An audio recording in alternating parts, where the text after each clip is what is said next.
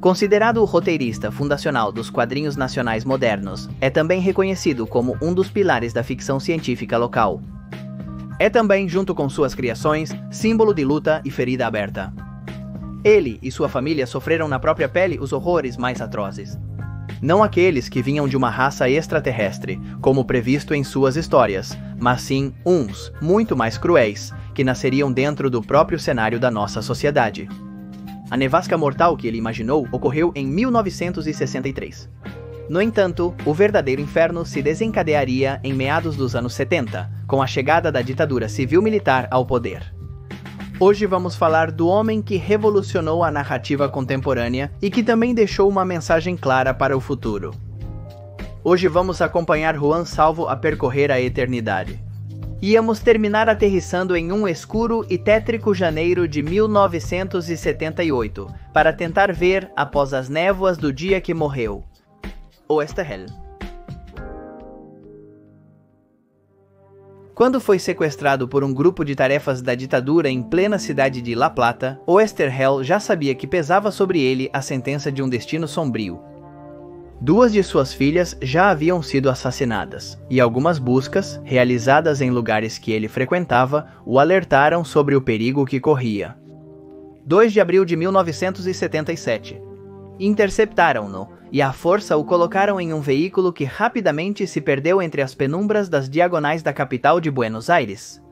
Conforme foi possível reconstruir a partir de testemunhos de sobreviventes, o autor de O Eternauta passou pelos centros clandestinos de detenção e tortura de Campo de Maio, do Vesúvio e do Geraton. Acredita-se que durante o processo ele foi submetido a inúmeras torturas, assim como os demais detidos. No entanto, nenhum dos golpes foi tão forte quanto o dado pelos oficiais, que depois de privá-lo de água e comida por dias, se apresentaram diante dele e com um sorriso cruel, se gabaram de ter acabado com a vida de suas outras 2 filhas. Então, se todas as suas filhas, 2 delas grávidas, haviam morrido, seus genros correriam o mesmo destino? Apenas o corpo de uma das meninas seria recuperado, um de seus netos se salvaria, assim como sua esposa, Elsa. Mas nada disso Oesterhel sabia naquele momento, ou talvez ele tenha imaginado. Afinal, sua imaginação podia tudo. Mas as forças físicas aos poucos a abandonaram e, embora não tenha desistido, sabia que pouco poderia fazer daquele confinamento do qual já não sairia. Seu estado de saúde foi se deteriorando progressivamente, talvez não tanto pelo evidente maus tratos, mas, como dissemos, pelas lesões, as que corriam por dentro, as impossíveis de curar. Os últimos a vê-lo vivo foram os sobreviventes Javier Casareto, Arturo Chilida e Juan Carlos Benítez, que haviam sido sequestrados no final de 1977 e permaneceram no Vesúvio até meados de janeiro de 1978. Os 3 concordaram que Oesterhel tinha a cabeça enfaixada e estava em um estado deplorável. O psicólogo Eduardo Arias também compartilhou cativeiro com o roteirista. Em 1983, Raul Alfonsin criou a Comissão Nacional sobre o Desaparecimento de Pessoas, com o objetivo de investigar as violações dos direitos humanos cometidas durante o autodenominado Processo de Reorganização Nacional. Eduardo Arias foi entrevistado e contou o que é conhecido como a última anedota que tem Oesterhel como protagonista, antes de se perder o rastro dele. Mas não nos adiantemos.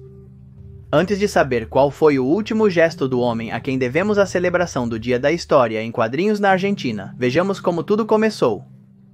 Vamos voltar até a primeira vinhetas. Héctor Germán Oesterhel Puyol, filho de um alemão e uma espanhola, nasceu em 23 de julho de 1919. Ele se formou muito jovem em geologia, mas praticamente não exerceu a profissão. Sua vocação desde criança era outra. Sua insaciável curiosidade era apenas comparável à sua fascinação em dar vida aos cenários mais variados e atraentes. Oesterhel não apenas gostava de ouvir histórias, mas vivia gerando-as em sua cabeça. O salto para o papel ocorreu quando começou a escrever contos infantis e trabalhos de divulgação científica. Logo descobriu que suas letras impactavam o público. Então, no início da década de 1950, ele se voltou para um gênero que o obcecava, um gênero que o tornaria famoso, a história em quadrinhos de aventuras. E lá deixaria uma marca indelével. Oestergel rapidamente encontrou trabalho na editora Abril, onde colaborava em Mysterix, a revista estrela da época. Com uma tiragem semanal nada desprezível, de 220.000 exemplares. Dentro da mencionada revista, Oestergel era responsável pelas linhas de duas histórias em quadrinhos de grande sucesso, O Sargento Kirk e Bull Rocket. Ambas protagonizadas por personagens que, por pedido editorial, deveriam transitar aventuras em solo norte-americano. Apesar da reputação que seus roteiros lhe proporcionavam, o autor sentia-se insatisfeito. Ele queria heróis nacionais que se consolidassem na idiosincrasia argentina. Sem hesitar muito, é então que ele decide formar sua própria editora, para a qual convida Hugo Pratt, Solano Lopes e alguns outros desenhistas com os quais estava acostumado a colaborar. Assim nasceu a editora Frontera. Os resultados? Não haveria para eles nenhuma fronteira. Na editorial Frontera nasceu Rolo, o Marciano Adotivo, uma história em quadrinhos de ficção científica cujo protagonista era professor de escola, presidente do clube do bairro e líder da torcida do café. Em outra das revistas, chamada Frontera, como a editorial, viu à luz outro personagem adorável, Joe Sonda. Um cabecinha preta, mendocino de Chacras de Coria, que havia aprendido a fazer de tudo por correspondência, desde montar rádios a pilotar aviões. Estes são apenas alguns dos exemplos. Seu imaginário era vasto e se alimentava das situações mais inesperadas. Tudo era para ele um gatilho para começar uma nova aventura. Em linhas gerais, também deve-se destacar que quase todas as histórias de Oestergel continham críticas sutis ao capitalismo, colonialismo e imperialismo. Novamente o sucesso, novamente a insatisfação do homem que, mais uma vez, seguindo um impulso, decidiu dar seu golpe final. Cansado das publicações mensais, ele se perguntou, e se ousasse fazer uma revista semanal? Na qual ele poderia finalmente colocar tudo o que rondava em sua cabeça. Pessoas ao seu redor o chamaram de louco, pois o investimento era enorme e as chances de fracasso infinitas. Mesmo assim, Oesterhel, entre solene e desafiador, afirmou que tentaria. Dessa epifania surgiu Hora Zero, semanal, que rapidamente destronou Mysterix. O público havia decidido que os projetos de Oesterhel eram de maior qualidade e os interpelava de modo mais profundo. Em determinado momento, estreou na revista uma história que fez com que os mencionados 220.000 exemplares semanais, Mysterix, fosse reduzida a apenas 40.000. Todos haviam transferido sua assinatura para a Hora Zero semanal para continuar a mencionada história. A história não era outra senão o Eternauta. Anos antes de ser sequestrado, em uma entrevista, Oesterhel explicou como surgiu a ideia de sua história em quadrinhos mais famosa. O Eternauta começou sendo um conto curto de apenas 70 quadros, depois se transformou em uma longa história, uma espécie de adaptação do tema de Robinson Crusoe. Me fascinava a ideia de uma família que ficava sozinha no mundo, cercada de morte e de um inimigo desconhecido e inatingível. Pensei em mim mesmo, na minha família, isolados na nossa casa de campo, e comecei a fazer perguntas, disse. Em 1957 saiu a primeira edição de O Eternauta. Ela foi promovida como a história do homem que volta, do futuro que viu tudo. A morte da nossa geração, o destino final do planeta. El Eternauta se inicia em Buenos Aires. Um homem se apresenta como Juan Salvo, o Eternauta, na casa de Germán, um roteirista de quadrinhos. Um homem preso no espaço, procurando uma maneira de salvar sua família de uma tragédia. Salvo conta que o calvário da humanidade tem uma origem específica. Uma estranha nevasca radioativa cai sobre a cidade e mata todos que alcança. O dilema é claro: como proceder? Aceitar o isolamento ou buscar respostas? Eram os tempos da Revolução Libertadora, e a história em quadrinhos, de alguma maneira, transmitia certo clima que se articulou com o da época. Solano Lopes, o desenhista da obra, sempre disse que nem ele nem Oestergel pensaram essa primeira versão do Eternauta com alguma intencionalidade política. No entanto, não seria o mesmo alguns anos depois. Com o tempo, o Eternauta ganharia novas versões. Nelas, principalmente a de 1976, o conteúdo político já era manifesto. Houve atrito entre o desenhista e o roteirista naquele período? E é que naquele momento, Oesterhel já não era o mesmo. Hector havia seguido suas filhas em sua militância em Montoneros, e até mesmo havia integrado o comitê executivo do jornal Notícias, onde também havia publicado uma tira diária. A Guerra dos Antárticos. Ele se declarou comovido por Eva Peroni em 1968.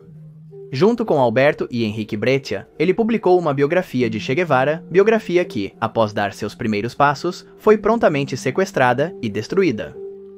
Os roteiros para as partes 2 e 3 do Eternauta foram escritos por ele na mais absoluta clandestinidade. O conteúdo subversivo e militante da obra era mais do que evidente, o que fez com que seu círculo íntimo se inquietasse. Parecia impossível que o escritor pacifista e democrático tivesse tomado partido por algo tão violento, diria mais tarde Elsa, sua mulher, com um tom de reclamação. Depois, ela enfatizaria com dor. Nos primeiros anos de casamento, senti que alcançamos a felicidade e a plenitude, mas tive a premonição de que algo terrível iria acontecer conosco. E de fato seria assim. A premonição se cumpriria com uma pontualidade angustiante.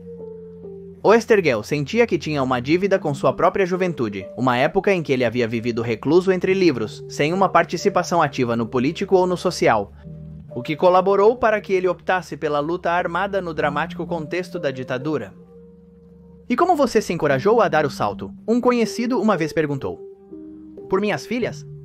Ele responderia. Filhas que, como já mencionamos, e assim como ele, não sobreviveriam a essa época nefasta. Em seus últimos anos, Elsa teve uma participação ativa nas Avós da Praça de Maio e sempre esteve perto dos 2 netos que criou. Morreu em 2015, aos 90 anos.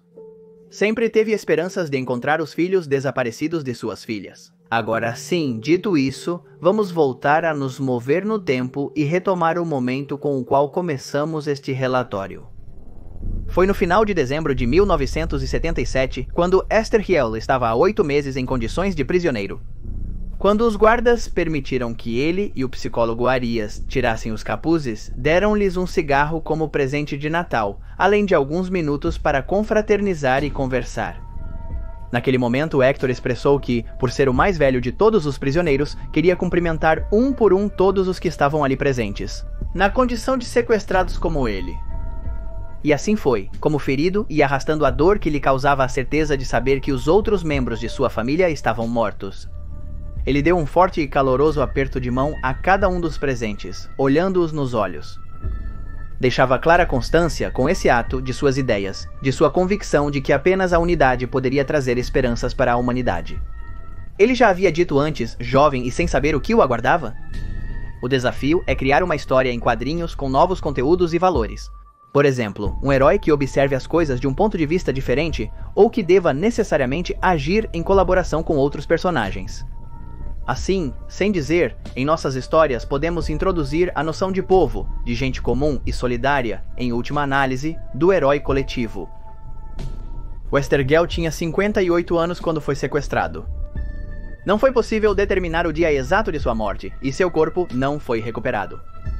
Alguns ousaram sonhar que ele, como Juan Salvo, acabou perdido no espaço-tempo, procurando uma maneira de reverter tudo o que aconteceu. Para Lisa e simplesmente, não apenas se salvar, mas também nos salvar.